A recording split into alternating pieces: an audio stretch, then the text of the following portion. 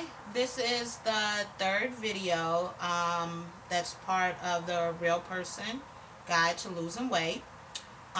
It's called the Real Person Guide to Losing Weight because yes, I am a real person, but I am a person who went from being 310 pounds, size 28, to a size 12. And I've been doing these things and sticking with them for over a year and have seen great results and haven't given up. And so that's why I say it's a real person guide. The tips aren't for someone who's just trying to lose a quick 10 pounds to get in a dress. Um, Nothing, I'm never going to tell you, quick fixes to do things because that's just not the way of the world. No drinking shakes instead of actually eating meals. You're not going to stick with it. It's not going to work. These are all real people tips so you can really stick with it and really lose weight. This video particularly is going to focus on the exercise aspect of it. The first two videos I was giving you diet tips, little tricks and trades for that. This one is more on exercise because you need diet and exercise together to lose weight.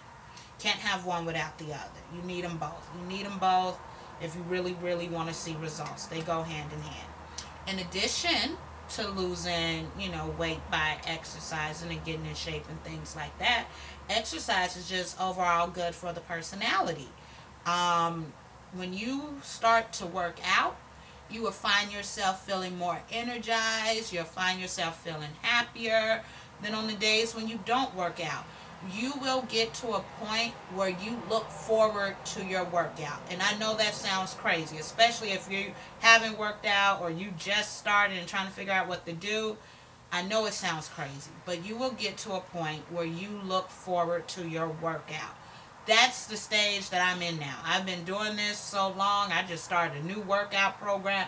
I look forward to working out because on the days where I don't work out, I find myself not as peppy and energized as I normally am. Not only that, I'm kind of grumpy. I've noticed that. I'm not happy. I'm a little grumpy in addition to being sluggish.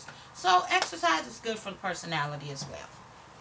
But anyway, so you're just starting your workout plan. You have set you some goals on how much weight you want to lose. You're following your diet, and now you're ready to work out. You're going to the gym now. You're ready to work out.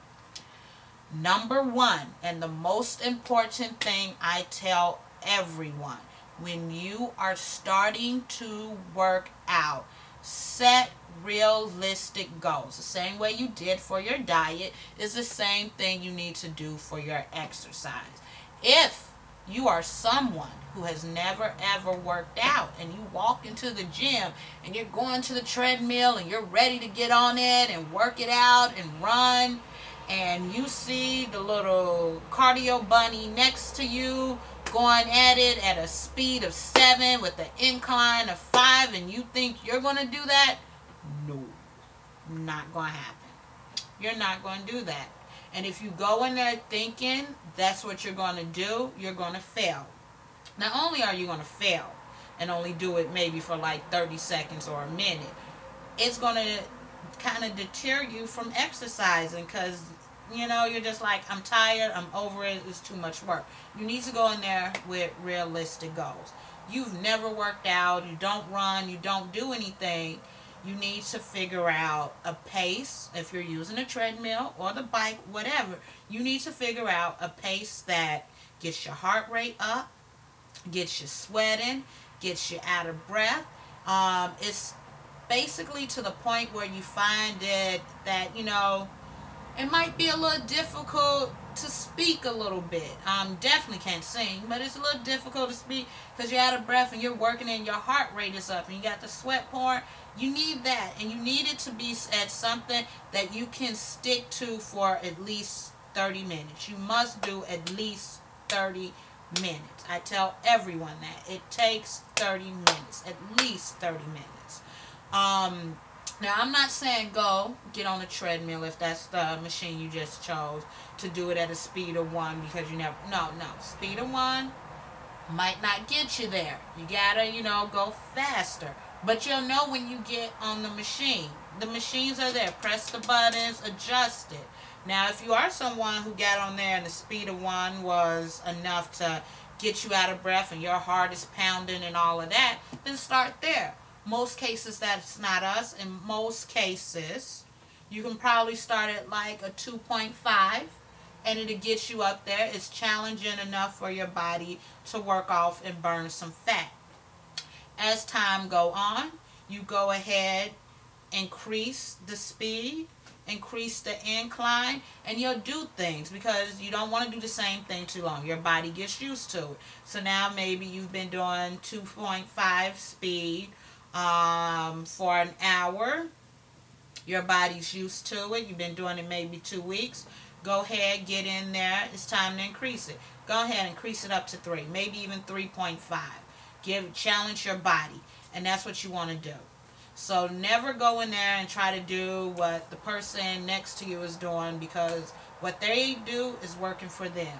You need to do what works for you. And this goes for any other cardio machines, whether it's a bike, the elliptical, the treadmill. Set it at a pace that you can stick to. Now, I know a lot of people like to say they'll just walk outside and they don't want to go to the gym. And that's good because any exercise, I tell everybody, any exercise is better than no exercise. Tell everyone that. The only reason why I say go to the gym and do one of those machines is that it'll keep you going at that pace, whatever pace you set. Versus if you're just walking outside by yourself, you might start off at a fast walk and then you start to slow down and you pick it up. You're not keeping that same momentum and that same energy. But if that's where you want to start or you can't afford to go to the gym, like I said, any exercise is better than no exercise. Also, I tell everybody, in addition to doing cardio, you must weight train.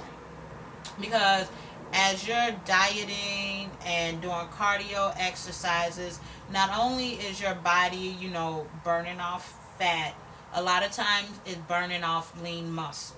And you do not want to lose lean muscle mass. That's what keeps us functioning. Like, we need our muscles to do things. You don't want to burn that off. In addition to not wanting to burn it off, muscle takes up space. It keeps you nice, tight, and firm, and it looks really good on. Just because you weight train does not mean you're going to get big and bulky. That's not the case. You're not going to get big and bulky. It helps, tighten you up, and keep you firm, and you don't lose lean muscle mass. More muscle you have, the more calories you burn a day. So, which means you can eat more if that's, a little extra motivation for you. So you also want to work out with it. Weight lift with it, weight train with it. It's really good. My favorite form of weight training is circuit training. It builds a nice lean muscle. And so that's my favorite type of weight training to do.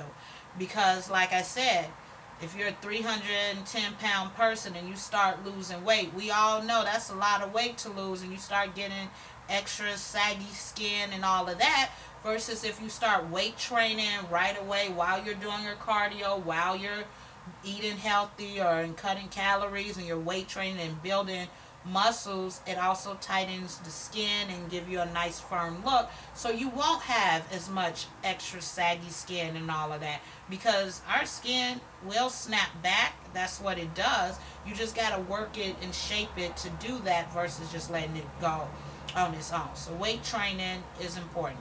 One, you just don't want to lose lean muscle mass. Two, it makes the body looks nice. But yeah, those are my exercise tips for starting out for real weight loss.